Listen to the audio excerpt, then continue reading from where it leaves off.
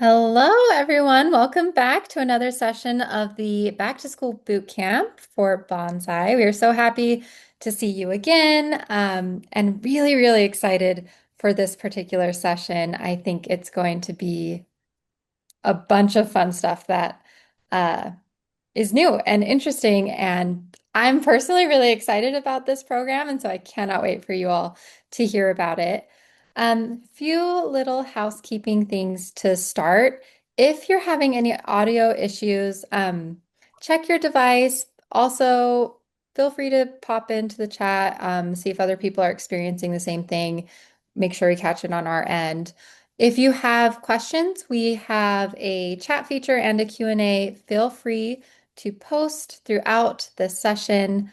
Um, I can flag our guest speaker, who I'll announce soon, and answer those questions live, or we have several moderators that can answer that as well. Oops, let me go back. Also, don't forget to follow us on social media at Teach Bonsai. We're on all, the major social media channels, and we would just love to hear from teachers to get feedback. And we like to promote fun stuff too, give away some Kindles and things. So hopefully you can reach out to us and get to know us better and what resources we have and what we can do for you. So we are about halfway done with our boot camp today. All of these times are in Mountain Time, so you'll have to do the math and figure out what time that is for you. But right now we are on the Elevating Excellence session, the Jumpstart Honors Program with Chrisler, the Director of Teacher Engagement at Jumpstart, and who I know and really have grown to just value my relationship with him so much. So I just cannot wait for him to talk with you all today. Up next, we have a high octane engagement hosting a reality fair. That'll be about our new Bonsai Reality Fair that we have all the resources for free for you to host your own reality fair. And then after that, Ready, Set, Teach, and then our closing keynote. That Ready, Set, Teach session is a teacher demo. So if you're new to Bonsai, you've never used it before, that will go through all of the setup, how to get your students logged in, how to set up your classroom, add materials, everything you need to get going and to start your classroom.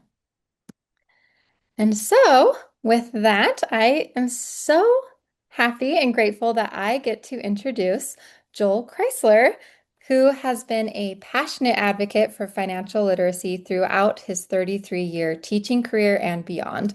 And every time I talk with him, and I'm cutting from script a little bit, but every time I talk with him, that is just the most true statement, the way that he's been passionate about financial literacy all throughout his career in the classroom and now beyond in his work with Jumpstart, how much he has done for other teachers, for other programs like Bonsai, and for so many in the space. But back to script. Having attended every Jumpstart National Educator Conference since its inception in 2009, Joel joined the Jumpstart team in 2021 as a program consultant, providing invaluable insights from a teacher's perspective to enhance NEC planning and administration. After retiring in June of 2023, Joel transitioned to a full-time role with Jumpstart as the advisor on effective financial education in July 2023.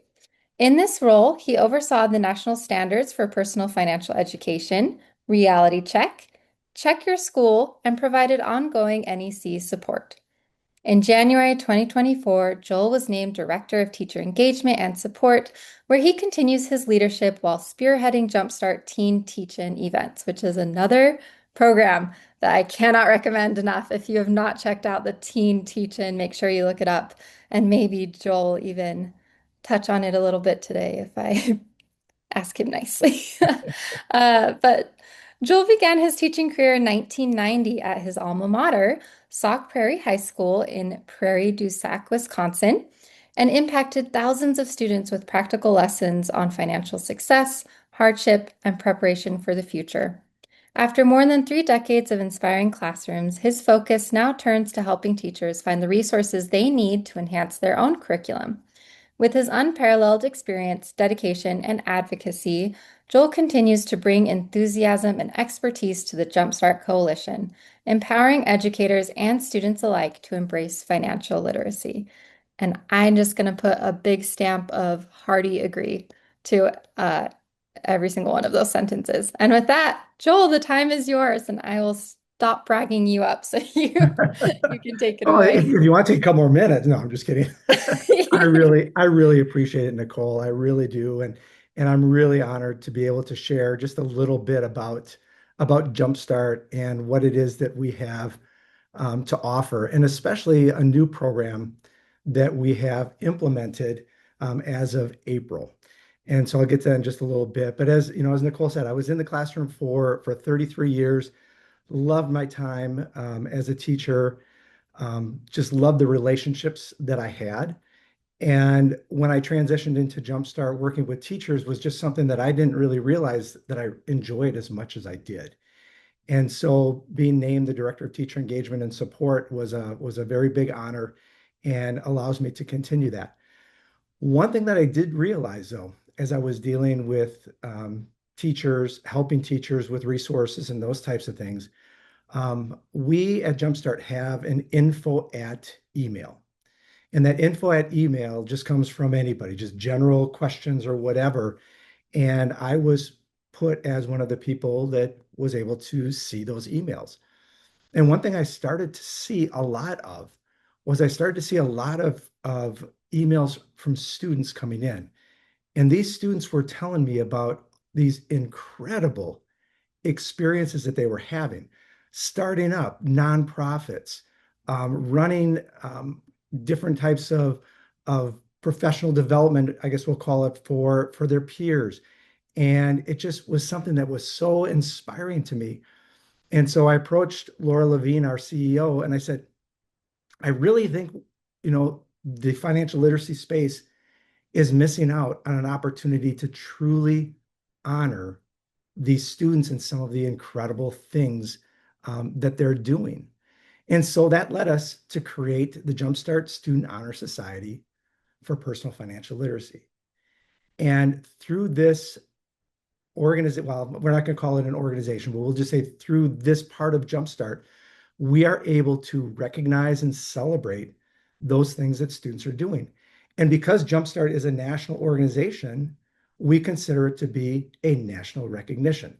So if you'd like to compare this to, say, like the National Honor Society, that really is what this is going to be, but it's specifically in this area of financial literacy. And so again, what we want to do, we want to empower that leadership. We want them to be involved in peer-to-peer activities and things like that. The partnerships between them and their schools, but what I'm also seeing, it's not just with school, it's with their community as well. And it just again is very, very inspiring. And so we started the Student Honor Society and launched it in April. Not the perfect time to launch a program like this because students that are going to utilize this recognition are going to use it for their scholarships, for resumes, and those types of things. And so at the end of the year, when they're already scrambling for other things, we found that it just the timing was not necessarily perfect. But for us, it actually proves to be a pretty solid thing because it really helps us to get our grounding established and be ready for what we really are anticipating to be a huge, huge influx of students for the 2026-2027 school year. And I want to give you just some background of this. And one of the things I will tell you is as I share this, and I'm going to share some of the other programming that the Jumpstart does as well for you, you're going to be given an electronic version of a QR code sheet that we've created. And I call it our clickable QR code because if you receive it electronically, you can actually click on the QR codes and it'll take you directly to information about specific programming that Jumpstart does. So I'll show you that at the end. But I want to give you again a little bit more insight to what the Honor Society, what the expectations are. And please, if there's questions along the way, don't hesitate to drop them in the chat. And then again, one of our session helpers, they're going to make sure that I get those questions and I can answer them for you.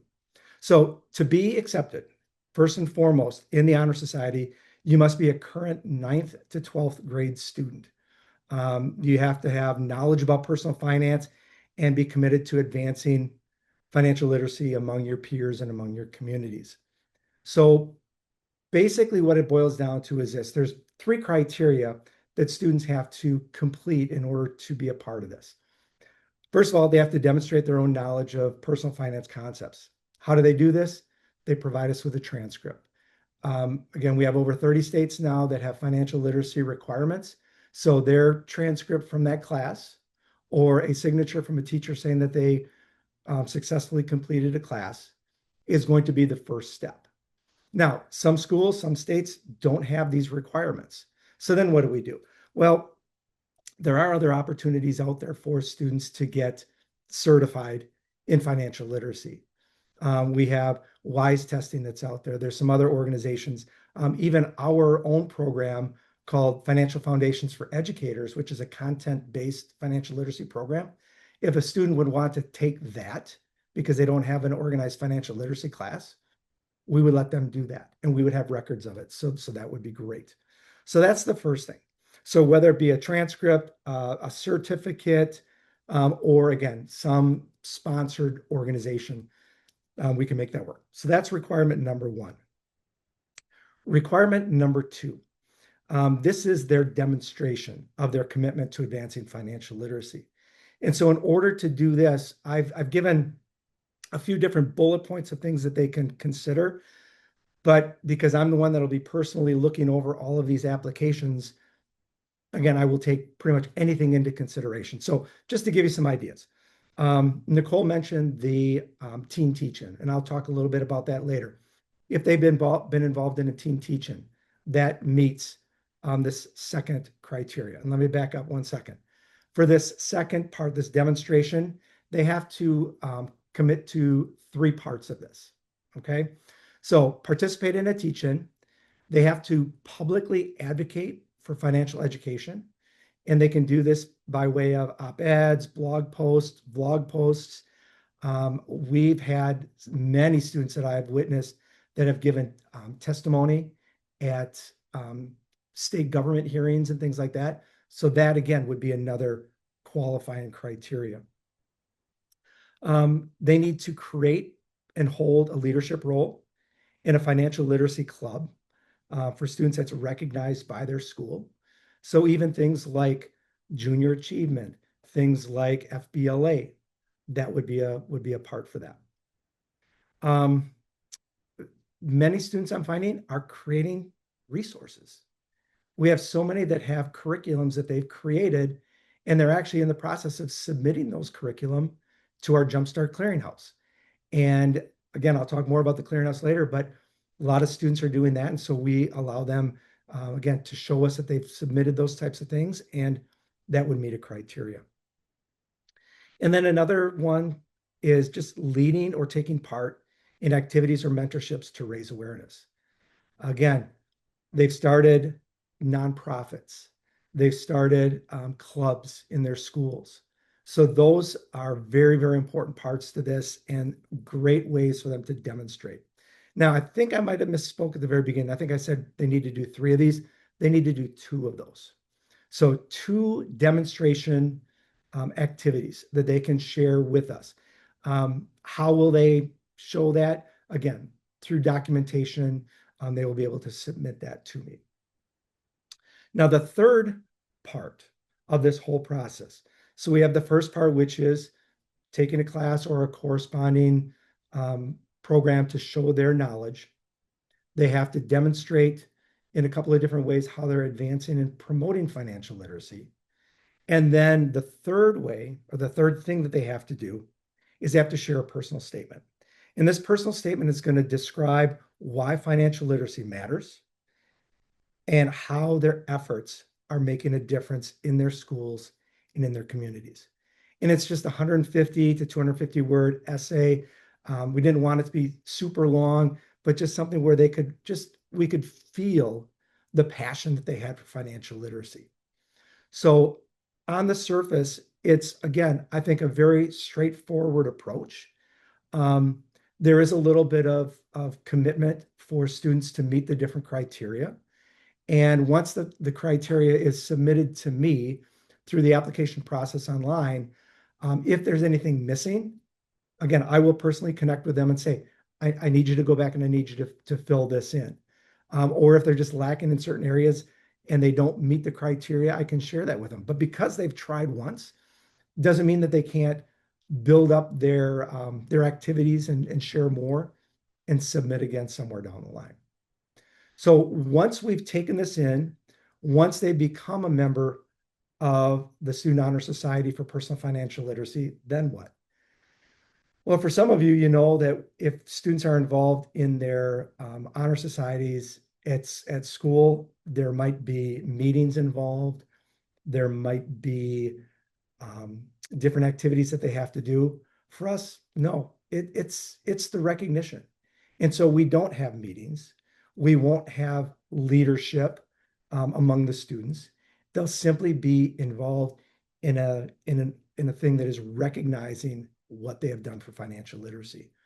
And so we're hoping that what this is going to do is it's going to really help students that might be lacking in some other areas of activities, being involved in things. This is a very simple thing to be involved in. And again, to show their love for financial literacy. And again, for us as financial literacy advocates, we just get the benefit of them advocating for this time and time again.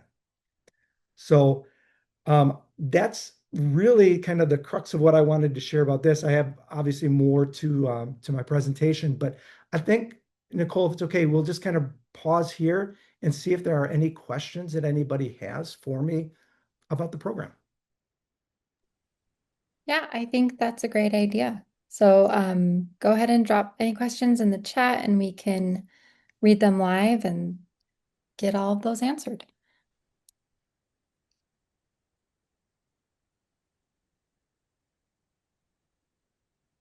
The one thing that I did not mention was the fact that membership in this organization will last for 1 year after their graduation. So they'll be able to use this through their first year of college. So as they're going into their second year, if they're again applying for more scholarships or grant opportunities, again, they can use this as part of their resume or cover letter. Okay, so we have a few questions trickling in. Do students receive a certificate or badge or graduation rope similar to the National Honor Society? Yes, we will be providing an electronic certificate for them to print off if they can put it into a portfolio or into their electronic portfolio. And to be honest, and it's funny you said that, I've been toying around a little bit with the idea of making cords available. Um, that's something that I haven't talked with our CEO Laura Levine about yet. But as this program grows, I think recognition like that would be outstanding for people to see, for the communities to see.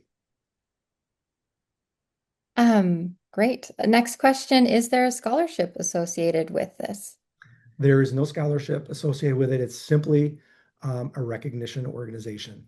They will be able to put this on again their resumes and their applications and things like that. They'll get the certificate, but there is no monetary thing that comes along with it. I will say, however, that if you have a student that submitted to this honor society, their essay would qualify for the Banzai scholarship. If they want to double dip that and apply for our scholarship, then that's something they could probably do. Another question, is there a cap on how many students get accepted each year? Not at all. Not at all. I am looking forward to going through these and reading them. And my goal is to honor as many students as possible. Like I said, I I wish I could share some of the stories with you. In fact, I just received an email this week from a student that they did a senior project, she and a team, and I worked with them on a couple of things. And she has received a full ride to UC Davis, and she emailed me to thank me, and she said, I am so proud of the fact that not only am I concerned with what's going to happen to me in the future, She said, this project made me realize that I am just part of helping others too. And I just thought that was amazing. So I love that. Um, Last question, and then we can probably move on. And you might have answered this already, but if a student is not in a club, can they mhm. do multiple things in other areas to qualify? Absolutely, absolutely. Because, with the team teaching, which I'll talk about in a second, really is dependent upon, at least to be recognized by us, to have a teacher supervise and oversee that whole activity. But there are ways that they can do it as well. I've got students that have been going into local libraries and they've donated time in their local libraries and actually created curriculums that they're sharing with after school kids in the libraries. And so again, as long as there is somebody that is able to vouch for the fact that these activities were done, those are activities that we will count. Great. Thank you so much. All right. Well, then I've referenced it several times, and so many of you may have heard of this, but I think it's worth mentioning again. And since we'll be coming up on our next round of Teen Teach-Ins, I wanted to spend time sharing some information with you. The Jumpstart Teen Teach-In, again, was brought in the fall of 2023. This was something that I did in the classroom for a decade. And believe it or not, it was inspired by the first National Educator Conference that I went to. I came back from it so inspired and said, I've got to do something in my district. I've got to go beyond my classroom. And I loved when I was a kid. I absolutely loved going in and teaching younger kids lessons. And so I said, let's do this. And so Laura had known about it, our CEO. And so when they brought me on, she said, can we turn this into a national initiative? And I said, I don't know why not. I said, because I think a lot of teachers are already doing it. And so the Teen Teach-In was born. So high school teachers take their students into elementary classrooms to teach a grade appropriate personal financial literacy lesson. We just asked them to do a 30 to 45-minute lesson, and that's it. So basically, it's a one and done. So some people say, well, is that really, I mean, is that impactful enough? Well, I would say ask the elementary kids if it's impactful because they're looking at these high school kids like they are the rock stars in their areas. And so, yes, it's impactful. It might stimulate some conversation at home.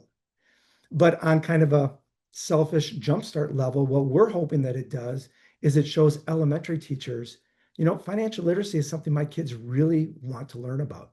And so we're hoping that that's going to inspire them to jump into our clearinghouse and find resources, to come to the NEC and find resources and talk to people and bring financial literacy lessons into their classrooms. The perfect example of this, I've got a daughter that teaches fourth grade. And when she first started teaching, she said, Dad, I can't fit it. I have no place to fit financial literacy. And I said, let me come in with my kids. And that was the very last year that we did it. The last year I was teaching, took two students into her classroom. We got done, and I heard those magical words that every parent wants to hear. Dad, you were right. She says, I have to get this in my classroom. And so she has. And so it's become part of her classroom. She's attended a couple of national educator conferences as well. And so I just strongly, strongly encourage high school teachers that are out here, please consider this for October. We do events in October and then again in April. Um, I provide you with all kinds of resource materials, lesson plans if you want to use mine. But what we love about this is it actually generates some media coverage for your classroom. It brings media into schools to show some of the great things that are happening. But also through social media, we reach out and it recognizes you, the teacher, it recognizes your student. But like I said, it also introduces elementary educators to us and to the resources that we provide. So again, I hope that you'll look into that. And if you've got questions, that I think we'll get those questions about this at the end. Then I've referenced the National Educator Conference. And this is I'm just going to say it, this is the premier educator conference in the United States pertaining to financial literacy. Every year we move it to a new location. And it's just this year, it'll be in Aurora, Colorado. It's a scholarship only event, which means that you have to apply for a scholarship in order to attend. The scholarships are provided by Jumpstart Partners, and it really is nice that it takes this off of your plate because, to be honest, the scholarship value is about $2,000, and so that comes to you for free. You can apply up until August 14th. And if you have not applied yet, and if you read about this and think, oh boy, this is a good opportunity, I would strongly encourage you to do it. If you've never been to one before, first time attendees always get priority in scholarships. And so I hope that that'll inspire some of you to sign on, even though again, the date is coming up quick for the scholarship deadline. The scholarship provides the registration, 2 night stay, 6 meal events, and other activities and things that go on. And really, the goal for us is to expand the impact of financial literacy. We say that this is the one conference that you're going to go to, and you're going to go back in your classroom on Monday, and you're going to be able to implement something brand new. So we're very, very proud of what it does. Our partners, our exhibitors do a great job. The exhibit hall is dedicated to resources. Um, it's an incredible, incredible thing. And again, if any of you are on here that have attended before, if you want to kind of throw some comments into about it, I would really appreciate it because it really is an outstanding opportunity for people. All right, a couple other things I just wanted to mention briefly. Financial Foundations for Educators. This is Jumpstart's professional development program, completely free. It takes a look at, you can see the modules off to the side. Each module, there's an evaluation at the end. And so you earn your professional development hours. It's free, available to anyone. You can work it at your own pace. Outstanding thing that we offer. Our clearinghouse, this was the bread and butter of Jumpstart since its inception. We have over 900 resources that can be searched by grade level, type of resource, and they're all reviewed against the standards by our staff. And so when you look at resources in the clearinghouse, they've met some pretty stringent criteria in order to get there. The two newest resource categories we have, advocacy tools and research as well. And then reality check. This is a very simple online activity that we offer on our website. About a 15, 20-minute lesson. It's great bell ringer starter activity in classrooms. It allows students to see what kind of income they're going to need to live the lifestyle that they want in the future. So that's another program that we have. And I think that was what I wanted to share. So Nicole, I will throw up Yes. really Sorry. quickly, if that's okay. I'm going to throw up that document just for people to see so they know what to look for. Oh, yes. Yeah, Yes. So please this do. is the resource document that will be shared with you. And like I said, if you hover over, if you have this electronically, you hover over the QR code, it automatically takes you to that spot and gives you more information from our website.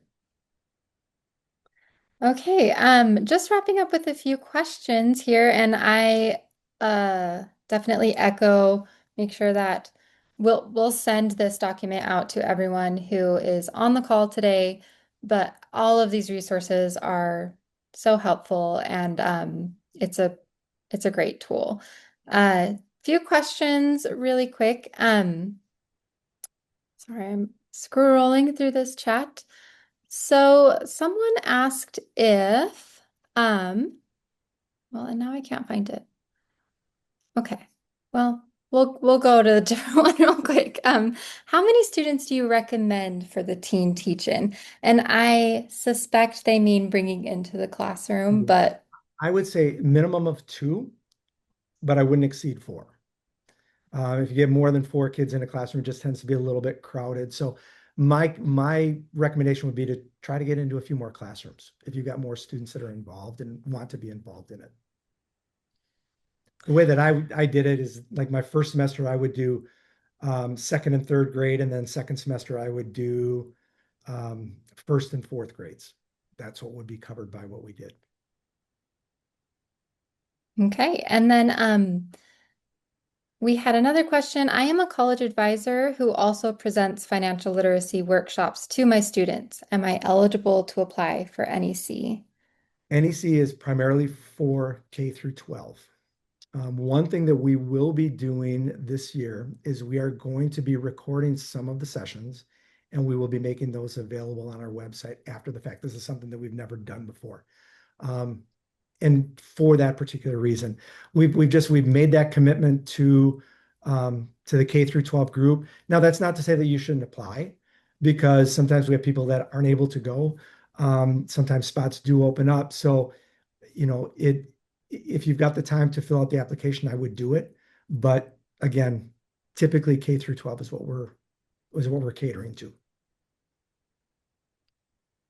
Okay, and then I think probably the last question, can you please show that last slide about the reality checker again? And this document that Joel has pulled up right here, yep, has that QR code as well. And so if you scan that QR code right now, you will get sent to information about it. And again, we're going to send this document to everyone. So you'll have access to information on all of these resources. Okay, I think we will call it there for questions, but please continue to reach out to us and with other thoughts or things that you have to say. We'd love to talk with anyone about any of this, and I can always bug Joel if there are questions in the future. Really quickly before we go, that amazing conference that Joel was talking about. We're going to send someone from this PD webinar series to that conference on bonsai. If you attend 2 sessions today, so this counts as one. So if you've already attended one, then you're automatically entered to win this scholarship. If you haven't, try to catch another one. We're going to go through, and for all attendees that have attended at least 2 back to school boot camp sessions today, they will be entered for a chance to win a scholarship to that conference. I've been myself many times. It's incredible. It is an incredible experience. It is, in many ways, it's been life-changing for a lot of people. And I've talked to folks who have gone multiple times, and that is always the feedback that we get. So we are excited to send someone from here that's here today with us, and hopefully more in the future as well. But so make sure you apply to the to get a scholarship through Jumpstart, and you can do that with the QR codes on that page. But also, you might win one of those scholarships right here today. So, and those will be announced after all of our sessions. Coming up next, and at 1:30, we have our session on the Banzai Reality Fair. So this is called High Octane Engagement, Hosting Reality Fairs, using the new Banzai Reality Fair as an example of that. This fair is everything you need to host a live reality fair. Comes in one packet. You get it for free. Um, and it is based on your region as well. So instead of national income averages, the Bonsai Reality Fair, you will get income averages for your state or for your area, as well as yeah, like salaries, how much people are making, how much things cost. So that is coming up next. And don't forget to click the link in your email following this session, submit a survey, just kind of tell us how we did, how you liked this, and you will get a certificate back that you can submit to your district for PD credit. If you have any questions, make sure to email support@bonsai.org. And then if you would like a demo, again, not this session, but the next is this demo live, so you can just tune in for that. But otherwise, you can schedule one by scanning this QR code. This is a one-on-one tour, kind of everything to get you started in the Bonsai platform. And don't forget to follow us on social media. So thank you so much, everyone. Thank you, Joel. It was so nice to have you. It's always a pleasure seeing you. I was just going to say, Nicole, one thing is I think is kind of weird about me is I don't mind getting emails especially from teachers. So if there's any questions or anything that I can help you out with to find, please don't hesitate to reach out. Great. Love that. We love someone who loves emails. But genuinely, that's so good to know. And for sure, we will send people your way. Um, Thank you. And thank you all so much. And we hope to see you at the next session. Thanks, everyone.